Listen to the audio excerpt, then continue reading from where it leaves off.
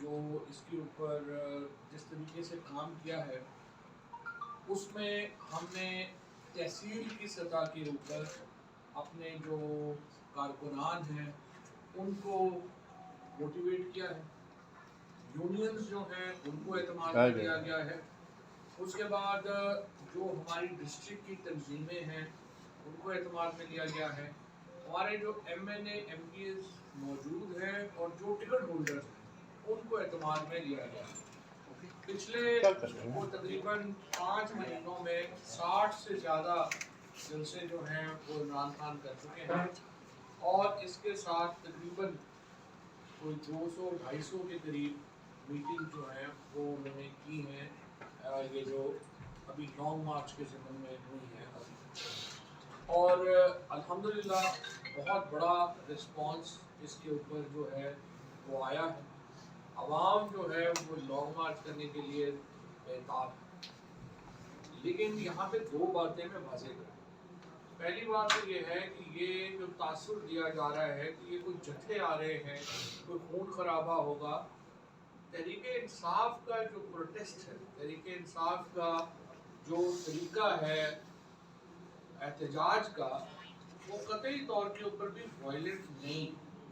ہمارے احتجاج میں خواتین آتی ہیں، بچے آتے ہیں، فیملیز آتی ہیں، اور ہم ایک مڈل کلاس کی نمائندگی کرتے ہیں، ہم ایک غریب جو عوام ہے اس کی نمائندگی کرتے ہیں، لوور مڈل کلاس کی نمائندگی کرتے ہیں، اپر مڈل کلاس کی نمائندگی کرتے ہیں، سیلریڈ کلاس جو ہے وہ ہمارے ساتھ اس پارٹی کا ایک بیک بون ہے۔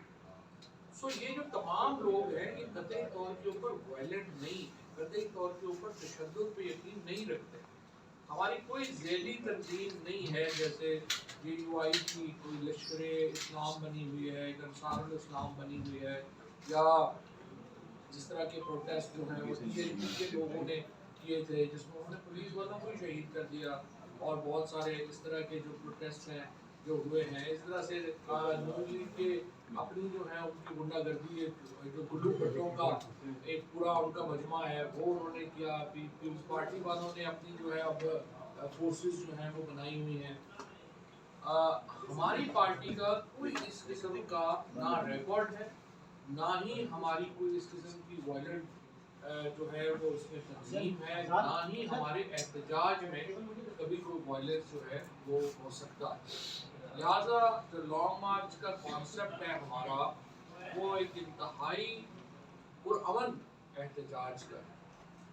اب اس احتجاج کے اندر جو لوگوں کی شرکت ہے وہ انشاءاللہ لاکھوں میں ہوگی۔ کسی اور جماعت کے احتجاج میں، جلسوں میں لوگ اس طرح سے شامل نہیں ہوتے جس طرح سے تحریک انصاف کے جلسوں میں، تحریک انصاف کی ایکٹیویٹیز میں شامل ہوتے ہیں۔ اب عمران خان جیسا کہ آپ نے دیکھا کہ آج سرگودا یونیورسٹی میں تھے، اس سے پہلے گورنمنٹ کالج یونیورسٹی میں گئے، وہ ایرڈ یونیورسٹی میں گئے، اس کے بعد پشاور میں یونیورسٹی میں گئے، اور وہ پورے ملک میں جو طلباء ہیں ان کو خطاب کر رہے ہیں۔ اور ہم یہ سمجھتے ہیں کہ یہ جو نوجوان ہیں یہ ایک راول دستہ ہوں گے ہماری تحریک کا بھی اور انشاءاللہ آنے والی حکومت کا بھی۔ لہٰذا ہمارا جو ڈیپینڈنس ہے، ہمارا جو تمام کا کاروبار ہے وہ اپنی نوجوان نسل کے اوپر ہے، اور انشاءاللہ مجھے پوری امید ہے کہ لاکھوں لوگ اور لاکھوں نوجوان اس تحریک میں حصہ بنیں گے، اور انشاءاللہ یہ لانگ مارچ جو ہے وہ چند دنوں میں یا ہفتے میں جو ہے وہ اناؤنس ہو جائے گا، اور پوری قوم جو ہے وہ اسلام آباد کی طرف رواں دواں ہوگی۔ اور تحریک انصاف کے کارکنوں سے میں کہنا چاہتا ہوں، وزیر اعظم سابق وزیر اعظم عمران خان چیئرمین تحریک انصاف کا یہ پیغام ہے کہ اپنا بوریا بستر باندھ لیں اور انشاءاللہ تعالیٰ ایک بہت بڑی تحریک کے لیے آپ کمر کس لیں۔ اب یہاں پہ جو نقطہ ہے وہ یہ ہے کہ یہ حکومت جس طریقے سے رات دھمکا رہی ہے، پچھلے پورے ہفتے 25 مئی سے لے کے اب تک کے اگر آپ واقعات دیکھیں تو پاکستان کی تاریخ میں اتنی زیادہ انسانی حقوق کی خلاف ورزیاں کسی اور دور میں نہیں ہوئی جو ان 6 مہینوں میں کی گئی. کس طریقے سے لوگوں کو اغوا کیا گیا ہے, ان کو برہنہ کیا گیا ہے, ان کو تشدد کا نشانہ بنایا ہے, چاہے وہ شہباز گل جیسے نوجوان ہوں یا اعظم سواتی جیسے بزرگ, چاہے وہ جمیل فاروقی ہوں یا عمران ریاض ہوں, چاہے وہ کوئی صحافی ہو یا پولیٹیکل ایکٹیوسٹ ہو, کسی کا لحاظ نہیں کیا گیا.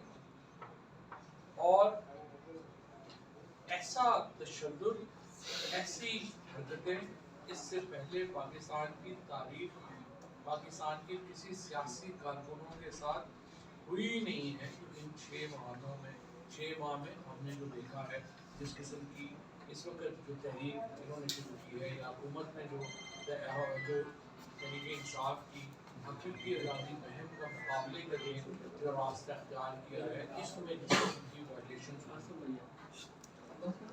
ابھی آپ اسلام آباد میں جو اسلام آباد کے رہنے والے ہیں وہ دیکھ سکتے ہیں, ابھی ہم نے لانگ مارچ کی کال نہیں دی اور پورا اسلام آباد کنٹینر سے بھر دیا گیا. ایک جگہ کے اوپر 3 کنٹینر لگائے گئے ہیں. کل یا پرسوں ایک حادثہ ہوا, کنٹینر گاڑی کے اوپر گر گیا, 4 لوگ اس میں اپنی جان سے ہاتھ دھو گئے. یوں لگتا ہے کہ انسانی زندگیوں کی کوئی پرواہ ہی نہیں, یوں لگتا ہے کہ کسی کو کوئی مسئلہ ہی نہیں ہے, راستے بند ہو جائیں. یہاں پہ جج صاحبان بھی روزانہ ادھر سے گزرتے ہیں, ادھر سے باقی افسران بھی گزرتے ہیں. میں حیران ہوں کہ کسی نے یہ نوٹس ہی نہیں لیا کہ آپ رائٹ آف موومنٹ جو آرٹیکل 15 میں ایک بنیادی حق ہے ہر شہری کا, اس کو آپ کیسے اس طرح سے ہینڈل کر سکتے ہیں کہ حکومت خود ہی تمام راستے بند کرے. تو اس وقت اگر آپ رانا ثناء اللہ کے بیانات دیکھتے ہیں, آپ اس حکومت کے بیانات دیکھتے ہیں, وہ کسی جمہوری حکومت کے وزراء کے بیانات نہیں. تو یوں لگتا ہے کہ ایک فاشسٹ حکومت کے فاشسٹ وزراء گفتگو کر رہے ہیں. رانا ثناء اللہ کے پچھلے 4-5 دنوں کے لیے بیان اٹھا کے دیکھیں, ہم نے کہا ہے ان کو نیچے گھٹا لیں اور چھتر ماریں. ہم نے کہا ہے ہم نے ڈرون والے آنسو گیس جو ہیں وہ منگوا لیے ہیں. ہم نے جو ان کا وہ حشر کریں گے جو 25 مئی کو ہوا تھا وہ بھی یہ بھول جائیں گے. یہ بیانات کسی گلی کے بدماش کے تو ہو سکتے ہیں, ایک جمہوری ملک کا وزیر داخلہ اس قسم کے بیانات ایک جمہوری ریزسٹنس کے اوپر نہیں دیا کرتا. لیکن یوں لگتا ہے کہ اس حکومت نے اپنا ہر رشتہ ناتا جو جمہوریت سے ہے وہ ختم کر لیا ہے, اور اب یہ صرف ایک طاقت کے بل کے اوپر حکمران رہنا چاہتے ہیں. عوام نے فیصلہ سنا دیا. ووٹ آف نو کانفیڈنس سے لے کے اب تک 36 الیکشن ہوئے, ان میں سے 26 جو ہے وہ پی ٹی آئی جیتی اور 2 نعروں کے اوپر جیتی. پہلا نعرہ ہمارا یہ تھا کہ خود مختار پاکستانی چاہتے ہیں, اور یہ کہ پاکستان کے فیصلے پاکستان میں ہونے چاہیے. اور دوسرا مدعا ہمارا یہ تھا کہ جو موجودہ اسمبلیاں ہیں یہ اپنی نمائندہ حیثیت کھو چکی ہیں, لہٰذا نئے انتخابات کی طرف ہم نے جانا ہے. ایک بھی الیکشن ہم نے اس بات پہ نہیں لڑا کہ ہم اسمبلی میں واپس جا رہے ہیں, اور لوگوں نے اس نقطے کے اوپر, اس بیانیے کے اوپر, اس نیریٹو کے اوپر ہمیں ووٹ دیے ہیں کہ آپ نے اسمبلی میں واپس نہیں جانا, آپ نے نئے انتخابات کی طرف جانا. تو اب عوام نے جو عمران خان کا فیصلہ تھا اس کی توثیق کی, اور تمام الیکشن جو ہیں وہ ہم الحمدللہ جیتے. آج الیکشن کمشنر صبح یہ کہہ رہے تھے کہ یہ آئین اجازت دیتا ہے کہ آپ اتنی سیٹوں پہ الیکشن لڑ لیں. آئین اصل میں آپ کو ان حرکتوں سے روکتا ہے, الیکشن کمشنر صاحب جو آپ کر رہے ہیں اور مسلسل کر رہے ہیں, اور آپ آئین کے آرٹیکل 5 کی مسلسل وائلیشن کر رہے ہیں. الیکشن کمیشن آف پاکستان ہر عہدے کی ایک اپنی عزت اور توقیر ہوتی ہے. الیکشن کمیشن آف پاکستان نے خصوصاً چیف الیکشن کمشنر نے جس طرح سے اپنے عہدے کا بیڑا غرق کیا, جس طرح سے انہوں نے الیکشن کمیشن کا ستیہ ناش کیا ہے, پاکستان کی تاریخ میں اس سے زیادہ میں سمجھتا ہوں الیکشن کمیشن کا ادارہ متاثر نہیں ہوا جو اس وقت الیکشن کمشنر اور اس کے جو ممبران ہیں انہوں نے کیا. سندھ کے ممبر ہیں وہ سندھ حکومت سے تنخواہ دے رہے ہیں. بلوچستان کے ممبر ہیں وہ کوالیفائی نہیں کرتے یہاں پہ بیٹھنے کے لیے. چیف الیکشن کمشنر جو ہے وہ ایسے ایکٹ کر رہا ہے جیسے وہ پی ڈی ایم کی الائنس کا حصہ ہے. کراچی کے الیکشن کہہ رہے ہیں, کراچی کی پولیس جو ہے اس کو لانگ مارچ روکنے کے لیے جو ہے ان کے پاس نفری ہے. کراچی میں بلدیاتی الیکشن کرانے کے لیے نفری نہیں ہے. کراچی کے جو فریاد تالپور سے لے کے مراد علی شاہ سے لے کے ہر وزیر کے گھروں کے اوپر سے لے کے دفتروں تک جو ہے وہ سینکڑوں لوگ جو ہے کراچی پولیس کے دینے کے لیے نفری ہے. بلدیاتی الیکشن کرانے کے لیے نفری نہیں ہے. اور کراچی کے الیکشن جو ہے وہ نہیں ہو سکتے, اسلام آباد کے الیکشن ہو سکتے ہیں. پورم جس کو 6 دن پہلے کہا گیا کہ الیکشن نہیں ہوں گے, 6 دن کے بعد وہاں پہ الیکشن ہونے جا رہے ہیں. تو یہ الیکشن کمیشن جو ہے اس کو میں سمجھتا ہوں کہ تھوڑی بہت شرم کرنی چاہیے. کوئی پردہ جو ہے وہ ختم ہو چکا ہے آپ لوگوں کا, اور اب تو میرا خیال ہے کہ پی ٹی آئی کو چھوڑ دیں. جماعت اسلامی بھی آپ کے اوپر سخت تنقید کر رہی ہے. تمام جماعتیں جو اس حکومت کا حصہ نہیں ہیں اس وقت الیکشن کمیشن کے کردار کے اوپر جو ہے وہ شدید معترض ہیں, اور وہ سمجھتی ہیں کہ الیکشن کمیشن کا جو اعتراض ہے وہ بالکل جو ہے وہ اس قابل ہی نہیں ہے جس طریقے کا جو ان کا کنڈکٹ ہے کہ یہ کو بڑا الیکشن جو ہے یہ کروا سکے.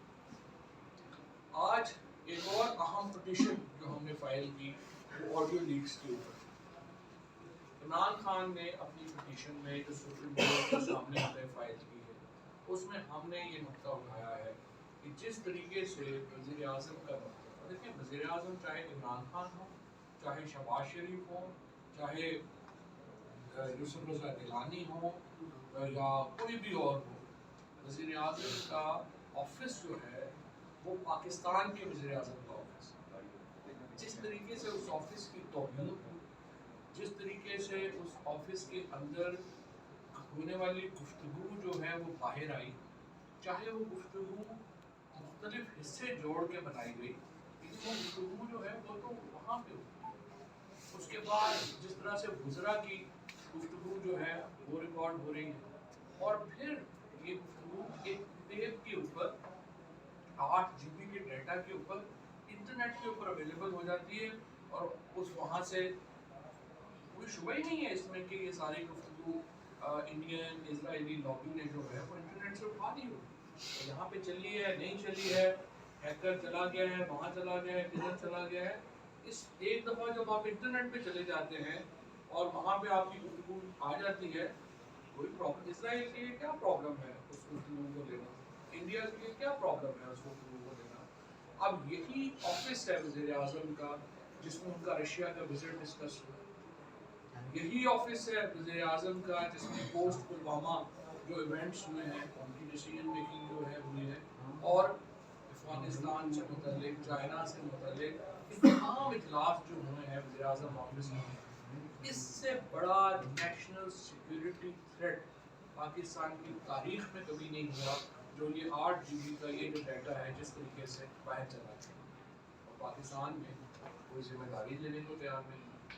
مولانا ثناء اللہ اور امین الحق جو ہیں ان کو ایسے کمیٹی کا سربراہ بنانا بذات خود ایک مذاق ہے.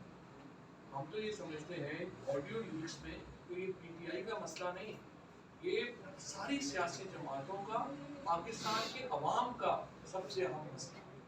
اس طرح کی اگر وزیر اعظم کے آفس کی کوئی تقریب ہی نہیں, کوئی عزت ہی نہیں, اور آپ نے اس کو گھنٹہ گھر چوک بنایا ہوا ہے, اور جو بھی ریکارڈ کر رہا ہے اس کو یہ اتنی تمیز ہی نہیں ہے, اتنی اہلیت ہی نہیں ہے کہ وہ اس ڈیٹا کو پریزرو کر سکے, اور وہ ڈیٹا جو ہے وہ اس کو جس طریقے سے پھر وہ پبلک ہوا ہے. میرا یہ خیال ہے کہ اس کے اوپر سوائے اس کے سپریم کورٹ ایک اعلیٰ سطحی کمیشن قائم کرے جس طرح کا محبوب گیٹ میں بنایا گیا تھا. ایک سپروائزری جج سپریم کورٹ اپنا سینئر جو ہے اس میں مقرر کرے, اور پاکستان کے عوام کے سامنے حقائق رکھے جائیں. کیسے یہ لیک ہوئی, کہاں پہ ریکارڈ ہوئی, کس نے ریکارڈ کی, نیٹ کے اوپر کیسے پہنچی, اور وہاں سے وہ لیک کیسے جو ہے وہ ہوگی. جب تک ان سوالوں کا جواب نہیں آئے گا اس وقت تک پاکستان کی جو سیکیورٹی ہے اور جو سائبر سیکیورٹی ہے اس کے اوپر بہت بڑے سوالیہ نشان جو ہیں وہ رہیں گے. تیسری بات کسٹوڈین ٹارچر کے اوپر جو ہمارے سینیٹرز نے لیٹر لکھا ہے چیف جسٹس پاکستان کو, یہ سب سے اہم مسئلہ ہے پاکستان میں انسانی حقوق کا. ہم یہ سمجھتے ہیں اعظم سواتی صاحب نے جس طرح سے یہ کہا کہ ان کو اریسٹ کیا گیا, اس کے بعد ان کو ایجنسیز کے حوالے کر دیا گیا. اس سے بڑا ایک سینیٹر, میں دوبارہ میں یہاں پہ یہ کہوں گا یہ بدقسمتی ہے یہ جو ہمارے شہید رحمان وغیرہ اور رضا ربانی بڑے ڈیموکریٹ بنتے ہیں, ان کے چہروں سے جب نقاب اترتے ہیں تو ہم یہ دیکھتے ہیں کہ یہ تو بنیادی طور کے اوپر سارے اصل میں تو فاشسٹ ہیں. جب سینٹ کی پاکستان کی کیا عزت رہ گئی ہے, 2% کی عزت نہیں رہ گئی کہ آپ کا سٹنگ سینیٹر 75 سال کا اٹھا کے اس کو جو ہے آپ نے نقل کر کے مارا, اور پھر رات کو 3 بجے آپ نے ان کی جو پوتیاں ہیں, 4 سال کی پوتی ہے, 8 سال کا پوتا ہے, اس کے سامنے اس کو جو ہے وہ تھپڑ مارے گا, ان کی فیملی کے سامنے جو ہے ان کو ذلیل کیا گیا. اس سینٹ کی کیا عزت ہے, اس کی کیا ہوگا؟ چیئرمین سینٹ سے اور ڈپٹی چیئرمین سے میں پوچھتا ہوں, آپ لوگ کس منہ سے اس کرسی کے اوپر بیٹھتے ہیں؟ اگر آپ میں تھوڑی سی بھی شرم ہوتی آپ استعفیٰ دے دیتے اور آپ کہہ دیتے as a custodian of house اگر میں اپنے سینٹر کی حفاظت نہیں کر سکتا تو مجھے کوئی حق ہی نہیں ہے یہاں پہ بیٹھنے. لیکن انفارچونیٹلی زیادہ تر لوگوں کے لیے ان میں سے کرسیاں نیچے آئی ہیں, یہ اوپر نہیں گئے. For them chairs have come down, they have not gone up. اور چھوٹے لوگ بڑی کرسیوں پہ بیٹھ گئے ہیں جس کی وجہ سے ہمارے ادارے ہی چھوٹے ہوئے ہیں. اور یہ دوبارہ یہ کوئی اعظم سواتی کی انسلٹ نہیں ہے, یہ کوئی پی ٹی آئی کی انسلٹ نہیں ہے, یہ پورے سینٹ کی انسلٹ ہے. پوری دنیا میں یا واشنگٹن پوسٹ جیسے اخبار نے, نیو یارک ٹائمز جیسے اخبار نے, ان سب اخباروں نے جو اس کے اوپر لکھا ہے اس سے پاکستانیوں کا سر شرم سے جھک جانا چاہیے. اور ایوان بالا کے جو سینیٹرز ہیں, میں تو ان پیپلز پارٹی اور پی ایم ایل این اور یہ جو باقی بڑے بنتے تھے بڑے کہ ہم بڑے جناب اپنا ڈیموکریٹ ہیں, ایک لفظ ان کے منہ سے نہیں نکلا کہ انفارچونیٹلی پرووائڈ نہیں. جب ان کے ساتھ ہوتا ہے تو بولتے ہیں. آپ اسمبلی میں دیکھیں نا, ادھر پیسے ختم ہو گئے, ادھر جناب اپنا شروع ہو گیا کہ ظلم ہو گیا ہمارے ساتھ. تو یہ انفارچونیٹ ہے, کچھ پولیٹیکل ریالٹیز ہیں ہماری جس کے اوپر یہ ہوا ہے. اور میں یہ سمجھتا ہوں کہ آج جو پٹیشن بھی سپریم کورٹ میں لے کے گئی حکومت, آپ ڈر کس بات سے ہیں؟ احتجاج, اگر آپ احتجاج کا سامنا نہیں کر سکتے تو پھر آپ ڈیموکریٹ ہی نہیں. مجھے بڑی خوشی ہے کہ سپریم کورٹ نے آج اس کیس کو لیا ہے اور اس کے اوپر ان کے جو ریمارکس آئے ہیں وہ بڑے مثبت. لیکن سوال یہ پیدا ہوتا ہے کہ اس حکومت کو جو آج یہ لے کے گئے ہیں یہ پٹیشن, شرم نہیں آئی ہے کہ یہ پٹیشن لے کے گئے, سوائے اس کے کہ آپ کوئی اگر آپ تھوڑے سے بھی ڈیموکریٹ ہوتے تو 2 الیکشن میں آپ, پنجاب کے الیکشن میں آپ اتنے بری طرح ہارے, اس کے بعد یہ جو آپ نے بڑے شوق سے سیٹیں خالی کروائی تھی اس میں بڑے مشکل سے آپ ہارے, بری طرح آپ ہارے. اور اب آپ کہہ رہے ہیں لوگوں کو کہ آپ جو ہے وہ احتجاج نہ کریں. کس جمہوریت, کون سی جمہوریت ہوتی ہے جس میں احتجاج نہیں؟ اگر جمہوریت سے احتجاج نکال دیں تو جمہوریت رہتی ہی نہیں, پھر تو آپ نارتھ کوریا یا برما بن جائیں گے. تو ان کو میرا خیال ہے شرم کرنی چاہیے. ہر چیز اٹھا کے جو ہے وہ سپریم کورٹ میں جس طرح سے یہ لے کے گئے ہیں, ایک طرف سے پوری ہیومن رائٹس وائلیشن کر رہے ہیں, دوسری طرف جو ہے وہ سپریم کورٹ کے سامنے رونا شروع کر دیا کہ یہ جناب اپنا لوگ نہ نکلے, یہ نہ ہو, وہ نہ ہو. آپ ہمت کریں اور آ کے لوگوں کے احتجاج کا سامنا کریں. انشاءاللہ 9 مارچ کی جو ڈیٹ ہے وہ بڑی جلدی آپ کے سامنے ہوگی اور آپ تمام لوگ جو ہیں آپ سے ملاقات ہوگی.